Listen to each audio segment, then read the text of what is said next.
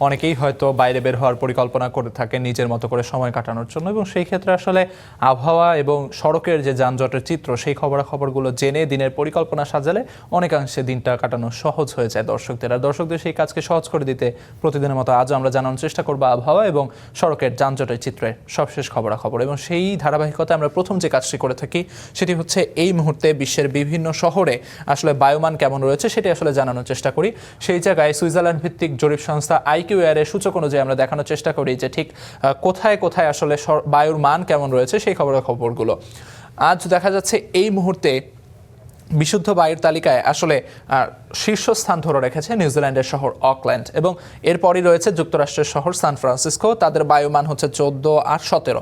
যেমনটি আসলে বলছিলাম যে এই যে বায়ুমান সূচক, সেই বায়ুমান সূচকে কিন্তু 0 থেকে 50-এর মাঝে থাকলে বায়ুমানকে ধরে নেওয়া হয় বেশ ভালো এবং খুবই ভালো অবস্থানে রয়েছে। তার মানে নিউজিল্যান্ডের এই শহর অকল্যান্ড এবং যুক্তরাষ্ট্রের সান ফ্রান্সিসকোর অবস্থাও বেশ ভালো। একই বায়ুমান সূচক নিয়ে কিন্তু পরপর আরও দুটি শহর, অর্থাৎ জাপানের শহর কোব এবং আয়ারল্যান্ডের শহর ডাবলিন, তারাও কিন্তু 17 বায়ুমান নিয়ে পরপর আসলে তৃতীয় এবং চতুর্থ স্থানে রয়েছে। যেমনটি আসলে আমরা প্রতিদিন দেখে থাকি অস্ট্রেলিয়ার শহর সিডনি, মেলবোর্ন এবং ক্যানবেরা, এই শহরগুলোকে কিন্তু আমরা প্রায় শীর্ষস্থানে দেখে থাকি, তবে আজ কিন্তু তাদের আসলে শীর্ষ 10-এর মধ্যে খুঁজে পাওয়া যাচ্ছে না। সেই সঙ্গে আসলে ঠিক পঞ্চম স্থানে রয়েছে কানাডার শহর ভ্যানকুভার, তাদের বায়ুমান 19। একই সঙ্গে যুক্তরাষ্ট্রের সিয়াটল রয়েছে 22 এবং বুলগেরিয়ার সোফিয়া রয়েছে 22 একই বায়ুমান সূচক নিয়ে, এবং একই বায়ুমান সূচক নিয়ে উলানবাতার অর্থাৎ মঙ্গোলিয়ার শহর রয়েছে ঠিক তার পরের স্থানে অর্থাৎ 8ম স্থানে। সেই সঙ্গে জাপানের ওসাকারও কিন্তু বায়ুমান সূচক 22 দেখা যাচ্ছে, তারা রয়েছে 9ম স্থানে, এবং জার্মানির বার্লিন রয়েছে ঠিক 10 নম্বর স্থানে, তাদের বায়ুমান সূচক হচ্ছে 23। মোটামুটি শীর্ষ 10টি শহরের কথা যে বললাম সেখানে কিন্তু অস্ট্রেলিয়ার যে শহরগুলোর কথা বলছিলাম যে তাদেরকে প্রতিদিন সাধারণত শীর্ষ 10-এ খুঁজে পাওয়া যায়, তাদের কাজ খুঁজে পাওয়া যাচ্ছে না। ইউক্রেনের কিয়েভ এবং ডেনমার্কের কোপেনহেগেন রয়েছে 11-12 নম্বর স্থানে। মোটামুটি তাদেরও বায়ুমান সূচক বেশ কাছাকাছি 24-25, অর্থাৎ সকলেরই কিন্তু বায়ুমান সূচক দেখা যাচ্ছে 50-এর নিচে, অর্থাৎ বেশ ভালো বায়ুমান সেখানে বিরাজ করছে। এ পর্যায়ে যদি আমরা ঢাকার অবস্থান খুঁজে পেতে চাই, ঢাকার অবস্থান খুঁজতে গেলে গত কয়েকদিন ধরে কিন্তু ঢাকার অবস্থান ভালো চলছিল, অর্থাৎ দূষিত বায়ুর তালিকায় ঢাকার অবস্থান বেশ নিচের দিকে ছিল, অর্থাৎ নিচের দিকে বলতে শীর্ষ 10-এ যেমনটি পাওয়া যায় তেমন পাওয়া যাচ্ছিল না। তাদেরকে আসলে কখনো 22, কখনো 30, কখনো 32 এমন স্থানে কিন্তু খুঁজে পাওয়া গেছে। তবে সেই জায়গায় আজ কিন্তু একটু ব্যতিক্রম। আজ ঢাকার বায়ুমান সূচক খুব একটা যে ভালো রয়েছে তা কিন্তু নয়। সেখানে আসলে যেমনটি দেখা যাচ্ছে ঢাকার বায়ুমান যদি খুঁজে পেতে হয়, এই মুহূর্তে ঢাকার বায়ুমান রয়েছে 12 নম্বর স্থানে, এবং বায়ুমান সূচকে তার সূচক হচ্ছে 96, অর্থাৎ সেটি কিন্তু প্রায় 100-র কাছাকাছি। যেমনটি আসলে বলা হয়ে থাকে 50 থেকে 100-র মাঝে হলে বায়ুমান মোটামুটি, এবং 100-র উপরে উঠে গেলে সেটি শিশু, বয়োবৃদ্ধ যারা রয়েছে এবং শ্বাসতন্ত্রের সংক্রমণে যারা ভুগছেন তাদের জন্য সেই বায়ু কিন্তু বেশ ক্ষতিকর। তো মোটামুটি সেই জায়গায় ঢাকা প্রায় 100-র কাছাকাছি উঠে গেছে বায়ুমান সূচকে, অর্থাৎ ঢাকার বায়ুমান যে আজ খুব ভালো সেটি বলা যায় না। মোটামুটি দিক থেকেও তারা একদম শেষ প্রান্তে রয়েছে, অর্থাৎ আর একটু বায়ুমান সূচক বেড়ে গেলে সেটি আসলে ক্ষতিকর বায়ু কাছাকাছি চলে যাবে। এবং সেখানে ঢাকার অবস্থান কিন্তু রয়েছে দূষিত বায়ুর তালিকায় 12-তে, মোটামুটি শীর্ষ 10-এ যেখানে থাকে সেখানে কিন্তু আজ 12-তে চলে এসেছে। এবং সেখানে আসলে অন্যান্য যে শহরগুলো রয়েছে সেখানে যেমনটি দেখা যায় সাধারণত ইন্দোনেশিয়ার জাকার্তা, তারা মোটামুটি শীর্ষস্থান ধরে রাখে, সেখানে আজ তারা 2য় স্থানে রয়েছে, এবং শীর্ষস্থানে উঠে এসেছে ডিআর কঙ্গোর শহর কিনশাসা, তাদের বায়ুমান সূচকে দেখা যাচ্ছে 180। যেমনটি আসলে হয় 100-র উপরে উঠে গেলে সেটিকে আসলে যেমন নির্দিষ্ট কোনো শ্রেণীর জন্য ক্ষতিকর বলা হয়, তেমনি 150-র উপরে উঠে গেলে সেটি আসলে সকলের জন্যই অস্বাস্থ্যকর বায়ু। যেমনটি আসলে এখানে দেখা যাচ্ছে 151 থেকে 200 পর্যন্ত সেটিকে আনহেলদি বলা হচ্ছে। অর্থাৎ সেখানে ডিআর কঙ্গোর যে শহর কিনশাসা সেটির বায়ুমান সূচক যেরকম 180 দেখা যাচ্ছে সেটি আসলে অস্বাস্থ্যকর বায়ু। একইভাবে ইন্দোনেশিয়ার জাকার্তা সেটিও অস্বাস্থ্যকর বায়ু, এবং উগান্ডার শহর কাম্পালা সেটিও কিন্তু অস্বাস্থ্যকর বায়ু, অর্থাৎ 150-র উপর উঠে গেছে। মোটামুটি এই 3টি শহরের বায়ুমান সূচক অস্বাস্থ্যকর রয়েছে এবং তারা শীর্ষ 3টি স্থান দখল করে রয়েছে। ঠিক তার পরের অবস্থানে রয়েছে সাউথ আফ্রিকার শহর জোহান্সবার্গ, এবং জোহান্সবার্গে যেমনটি দেখা যাচ্ছে 136, সেটি 150-র নিচে, কিন্তু 100-র উপরে থাকায় সেটিও কিন্তু মোটামুটি নির্দিষ্ট শ্রেণীর জন্য ক্ষতিকর। সেই সঙ্গে ইসরায়েলের শহর তেল আবিব রয়েছে, ভিয়েতনামের হানয় রয়েছে, যুক্তরাষ্ট্রের সল্ট লেক সিটি রয়েছে, যুক্তরাষ্ট্রের যেমনটি আসলে দেখছিলাম সান ফ্রান্সিসকো, সিয়াটল, এরা বিশুদ্ধ বায়ুর তালিকায় শীর্ষস্থানে রয়েছে। অপরদিকে যুক্তরাষ্ট্রের আরেক শহর সল্ট লেক সিটি, সেটি কিন্তু দূষিত বায়ুর তালিকায় শীর্ষস্থানে রয়েছে, 7 নম্বর স্থানে এই মুহূর্তে রয়েছে, এবং বায়ুমান সূচক সেটি হচ্ছে 107। সেই সঙ্গে ইসরায়েলের শহর জেরুজালেমকে দেখা যাচ্ছে 106 বায়ুমান সূচক নিয়ে 8ম স্থানে রয়েছে।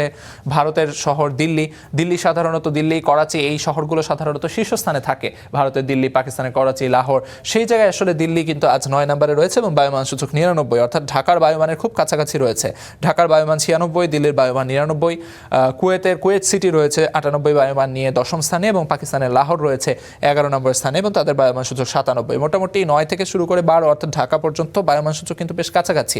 ভারতের আরও একটা শহর কলকাতা, ঢাকার একই বায়ুমান অর্থাৎ 96 বায়ুমান নিয়ে কিন্তু তারা আসলে 13 নম্বর স্থানে রয়েছে। তো মোটামুটি দূষিত বায়ুর তালিকাগুলো বলছিলাম। এ পর্যায়ে যদি আমরা ঢাকার অঞ্চল ভিত্তিক বা এলাকা ভিত্তিক বায়ুমান নিয়ে কথা বলতে হয়, সেখানে আসলে যেমন দেখা যাচ্ছে এই মুহূর্তে সারা ঢাকার কিন্তু বায়ুমান সূচকের কথা বলছিলাম যে ঢাকার বায়ুমান সূচক আসলে বেশ খারাপ বা অস্বাস্থ্যকর বা ক্ষতিকর, সেই প্রতিফলন কিন্তু অঞ্চল ভিত্তিক যে বায়ুমান সেখানেও রয়েছে। যেমনটি আসলে দেখা যায় যে সাধারণত গুলশান বাড্ডা এই এলাকাতে আসলে বায়ুমান সূচক খারাপ থাকে, অন্যান্য এলাকায় মোটামুটি কাছাকাছি ভালো মান থাকে এবং তার পরিপ্রেক্ষিতে কিন্তু দেখা যাচ্ছে গুলশানের যে বায়ুমান সেটা আসলে 180 পর্যন্ত চলে গেছে, অর্থাৎ 150-র উপরে, তো বটেই প্রায় 200-র কাছাকাছি, অর্থাৎ অস্বাস্থ্যকর বায়ু দেখা যাচ্ছে গুলশান বাড্ডার এই এলাকাটাতে। সেই সঙ্গে আসলে আরও বেশ কিছু এলাকা আজ 100 ছাড়িয়ে গেছে, প্রায় 150-র কাছাকাছি রয়েছে। এদিকে মিরপুরের এপাশটাতে 148 রয়েছে, সেই সঙ্গে এদিকটাতে মতিঝিলের এপাশে 112, 102, 113, 114 এরকম বায়ুমান নিয়ে কিন্তু বেশ কিছু এলাকা আসলে বেশ দূষিত বায়ু নিয়ে আসলে রয়েছে। সেই সঙ্গে কিছু কিছু এলাকায় আবার 100 নিচে রয়েছে, 50-এর কাছাকাছি রয়েছে, 56, 65 এই ধরনের বায়ুমান নিয়ে কিন্তু ঢাকার আসলে মিশ্র অবস্থা দেখা যাচ্ছে বেশ কিছু অঞ্চলে। এ পর্যায়ে যদি আমরা আবহাওয়ার খবর আপনাদের জানিয়ে দিতে চাই, এই মুহূর্তে বাতাসের তাপমাত্রা দেখানো হচ্ছে 26 ডিগ্রি সেলসিয়াস এবং যেটি অনুভূত হচ্ছে 32 ডিগ্রি সেলসিয়াসের কাছাকাছি। গত কয়েকদিন ধরে বৃষ্টিপাতের কারণে কিন্তু আবহাওয়ার এই উত্তপ্ত অবস্থাটি কিছুটা কমেছে, তবে যেমনটি আসলে হয়ে থাকে এরপরে বায়ুমান কিন্তু বেশ ভালো বা উন্নত হওয়ার চেষ্টা করে, সেটি কিন্তু আজ দেখা যায়নি। আজ বায়ুমান সূচকে দেখা যাচ্ছে 96, তবে বায়ুর গুণগত মানের দিক থেকে আবার সেটি মোটামুটি চলনসই রয়েছে, যেমনটি বলা হচ্ছে যে ফেয়ার এয়ার কোয়ালিটি রয়েছে। সেই সঙ্গে যদি বৃষ্টির পূর্বাভাস নিয়ে আপনাদের জানিয়ে দেওয়ার চেষ্টা করি, সকাল থেকে কিন্তু বেশ মাঝারি ধরনের বৃষ্টি হচ্ছে। সকাল 8টা 9টায় বৃষ্টির সম্ভাবনার কথা বলা হচ্ছে, সেই সঙ্গে 10টা 11টায় বৃষ্টি কিছুটা থামলেও আকাশ মেঘলা থাকবে, কালো মেঘে আকাশ ছেয়ে থাকবে এমনটি বলা হচ্ছে। 12টার পর থেকে আসলে আবার বৃষ্টির কিছুটা সম্ভাবনা রয়েছে, দুপুরে বৃষ্টি কিছুটা থামলেও 2টা থেকে শুরু করে সামনের অংশগুলোতে কিন্তু বৃষ্টির সম্ভাবনা রয়েছে। এদিকে বিকেলের দিকে হয়তো হালকা বৃষ্টি থেমে সেখানে কিছুটা সূর্যের দেখা মিললেও বিকেল 5টার পর থেকে আবারও কিন্তু বৃষ্টির সম্ভাবনার কথা এখানে বলা হচ্ছে। অর্থাৎ যেমনটি আসলে বলছিলাম যে গত কয়েকদিন ধরে বৃষ্টি হচ্ছে এবং আমরা জানি যে দেশের উপর দিয়ে যে মৌসুমী বায়ুর প্রভাব, মৌসুমী বায়ু বয়ে যাচ্ছে, তার প্রভাবেই কিন্তু এ ধরনের বৃষ্টিপাত, সাগরে নিম্নচাপের সৃষ্টি হয়েছে, তার প্রভাবে কিন্তু পার্বত্য চট্টগ্রাম অঞ্চলে আমরা খবরে দেখিয়েছি আপনাদের, যেখানে বন্যা পরিস্থিতি তৈরি হয়েছে। তো সেই প্রভাব কিন্তু আসলে ঢাকার বায়ুতেও পড়তে শুরু করেছে, বৃষ্টির সম্ভাবনা আসলে রয়েছে। ঢাকার বেশ কিছু অঞ্চলে এই বৃষ্টির কারণে জলাবদ্ধতা তৈরি হয়েছে এবং সেই জলাবদ্ধতার কারণে আসলে সড়কের সবশেষ পরিস্থিতি কি, সেই খবরগুলো আপনাদের দেখিয়ে দেওয়ার চেষ্টা করব। এ পর্যায়ে যেমনটি আসলে আমরা দেখতে চাই যে সড়কে ঠিক কোথায় আসলে যানবাহনের চাপ কেমন রয়েছে। যেহেতু আজ সাপ্তাহিক ছুটির দিন, খুব বেশি সড়কে কিন্তু যানবাহনের চাপ নেই। আসলে দেখা যাচ্ছে মোটামুটি পুরো ঢাকা শহরেই বেশ যানবাহনের চাপ কম রয়েছে এই মুহূর্তে, সকালের এই মুহূর্তটাতে। এবং কিছু কিছু এলাকায় অবশ্য কিছুটা যানবাহনের চাপ দেখা যাচ্ছে, যেমনটি আসলে এ পাশটাতে যদি আমরা বলি, এ পাশ বলতে এখানে বোঝানো হচ্ছে এই মহাখালীর এই পাশটিতে, অর্থাৎ মহাখালী হয়ে যারা কিনা এই ঢাকা ময়মনসিংহ হাইওয়েতে উঠে যাবেন, সেখানে কিন্তু বেশ যানবাহনের চাপ এই মুহূর্তে দেখা যাচ্ছে। অর্থাৎ এ পাশে কামাল আতাতুর্ক এভিনিউ কিংবা বীরুত্তম একে খন্দকার রোড, এই পাশটাতে কিন্তু আর যানবাহনের চাপ তেমন নেই। তবে এ পাশ থেকে বের হয়ে যদি তারা এই ঢাকা ময়মনসিংহ সড়কে সংযুক্ত হতে চান, সেক্ষেত্রে তাদের কিছুটা যানবাহনের চাপ পোহাতে হবে। এ পাশে গুলশান এভিনিউ পুরোপুরি ফাঁকা দেখা যাচ্ছে, সেখানে যানবাহনের চাপ তেমন নেই। তবে এ পাশে সার্কেল রোডে কিন্তু কিছুটা আসলে যানবাহনের চাপ দেখা যাচ্ছে। এপাশে যদি আমরা হাতিরঝিলের কথা বলি, হাতিরঝিলের এপাশ থেকে বের হয়ে রামপুরা বাড্ডা সাপ্তাহিক দিনগুলোতে কিন্তু এখানে প্রচুর যানবাহনের চাপ দেখা যায়, যানজট দেখা যায়। তবে এই মুহূর্তে সেখানে কিন্তু আজ যানবাহনের চাপ তেমন নেই, যানজট তেমন নেই বললেই চলে। সেই সঙ্গে এপাশে আফতাবনগরের যে সড়ক রয়েছে ইস্ট ওয়েস্ট ইউনিভার্সিটির সামনে দিয়ে মেরাদিয়া কাঁচাবাজার সড়ক, এপাশেও তেমন আসলে যানবাহনের চাপ দেখা যাচ্ছে না। সে সঙ্গে বনশ্রীর এপাশেও যানবাহনের চাপ তেমন নেই এবং খিলগাঁওয়ের এপাশে কিছুটা যানবাহনের চাপ রয়েছে, অর্থাৎ মালিবাগ পার হয়ে মগবাজার এবং খিলগাঁও রেল ক্রসিং পার হয়ে এপাশে অতীশ দীপঙ্কর রোড, এ পাশটাতে কিছুটা যানবাহনের চাপ কিন্তু এই মুহূর্তে দেখা যাচ্ছে। অর্থাৎ বেলা বাড়ার সঙ্গে সঙ্গে সেখানেও যানবাহনের চাপ বাড়তে পারে, এমনটি কিন্তু সাধারণত হয়ে থাকে এই সড়কটিতে। সেই সঙ্গে শাহবাগের এপাশে কিছু সামান্য জ্যাম দেখা যাচ্ছে, যানজট রয়েছে। তবে শাহবাগ থেকে এপাশে বের হয়ে কাজী নজরুল ইসলাম এভিনিউ হয়ে চলাচল করলে এপাশে বাংলা মোটরের এই দিকটাতে কিছুটা যানবাহনের চাপ পোহাতে হবে। সড়কে যারা চলাচল করবেন এবং এ পাশে সার্ক ফোয়ারা হয়ে যারা চলাচল করবেন সেখানে কিছুটা সিগন্যাল রয়েছে, অর্থাৎ সিগন্যালের যে যানজট সেটি রয়েছে। সেই দিক সাথে এ পাশে সোনারগাঁ হোটেলের সামনে দিয়ে যে সড়কটি চলে গেছে সেই সড়ক যারা ব্যবহার করবেন, হাতিরঝিল লিংক রোড যারা সংযুক্ত যে সড়কটি রয়েছে সেখানে যারা যুক্ত হতে চান সেখানে কিন্তু কিছুটা যানবাহনের চাপ তাদেরকে পোহাতে হবে। এপাশে তেজগাঁর এপাশে কিছুটা যানবাহনের চাপ রয়েছে, তবে সেটি আসলে সপ্তাহের অন্যান্য যে দিন অর্থাৎ সাপ্তাহিক কর্মদিবসের যে দিনগুলো রয়েছে সেই দিনগুলোর মতো নয়, যানবাহন বেশ সহনীয় পর্যায়ে রয়েছে, অর্থাৎ যানজট তেমন নেই বললেই চলে। এপাশে ফার্মগেটের এই দিকটাতেও কিছুটা যানবাহন রয়েছে, তবে সেটি আসলে যানজট বলা যাচ্ছে না এখনই, কেননা যানবাহনের চাপ খুব বেশি নয়।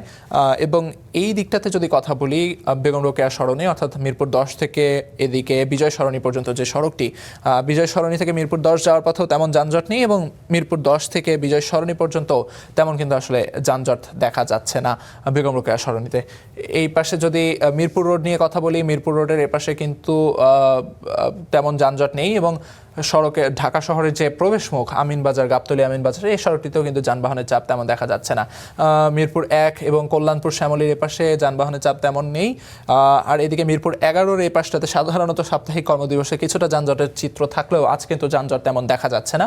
এবং এই পাশে উত্তরার এই পাশটাতেও কিন্তু যানবাহনের চাপ আসলে তেমন নেই, অর্থাৎ যারা কিনা এই মিরপুর 11 হয়ে উত্তরা দিয়াবাড়ির এই সড়কটি ব্যবহার করেন তাদের আসলে যানজট তেমন পোহাতে হবে না আজ, যেমনটি আসলে এই পাশে দেখা যাচ্ছে। তো মোটামুটি সড়কের চিত্র ছিল এই, যেমনটি আসলে দেখানোর চেষ্টা করছিলাম। সাপ্তাহিক ছুটির দিন হয়, শহরের তেমন কোনো সড়কেই কিন্তু আসলে যানজটের চিত্র তেমন নেই, তবে যেহেতু বৃষ্টিপাত হচ্ছে, কোথাও জলাবদ্ধতা তৈরি হতে পারে, সেক্ষেত্রে হয়তো যানবাহনের চাপ সেই সড়কগুলোতে কিছুটা বাড়তে পারে। তাই মোটামুটি সময় হাতে নিয়ে বের হলেই আসলে দিনটা সহজ হয়ে যাবে আপনাদের। তবে যেমনটি আসলে প্রতিদিনের মতো আজও বলা থাকবে আপনাদের প্রতি যে সড়কে যে ট্রাফিক আইন, সেই ট্রাফিক আইন মেনে আপনারা চলাচল করবেন এবং নিরাপদে নিজেদের গন্তব্যে পৌঁছানোর চেষ্টা করবেন, এমনটাই প্রত্যাশা আপনাদের কাছে থাকবে।